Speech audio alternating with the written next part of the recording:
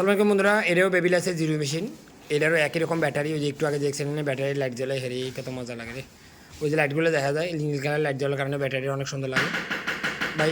এই যে এটার দাম কত ভাই?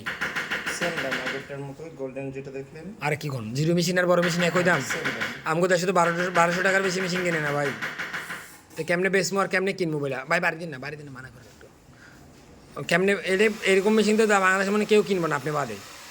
এখন এখন আপনার এগুলো অনেকে আশাআশি করবো না যে এত দামের মেশিন কিনছেন। আপনি ওদের পক্ষে অথবা ওদের বিরুদ্ধে কী বলবেন? ওদের কি বলবেন যে ব্যবহার করে দেখো একবার, এটা বলবেন?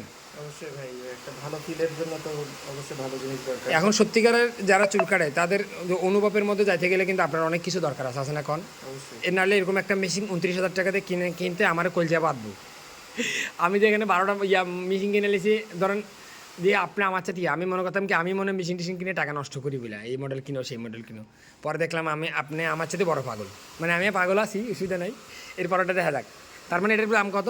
29,000। 30,000 টাকা এটা 29,000 টাকা, একটা ব্যাটারি এবং চার্জার রং সহ থাকবো। সমস্ত কিছু দিয়ে। বুঝছি। এবং এটার যদি একটা ব্লেড কিনতে যান সিঙ্গেল প্রায় 8-9 হাজার টাকা পড়বে শুধু মানে এই যে জিরো মেশিনের যে সামনে ব্লেড আছে এটা, জি।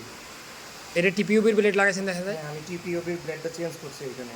এর সাথে অরিজিনাল ছিল হচ্ছে গ্রাফাইট 2.0। বুঝছি। আচ্ছা।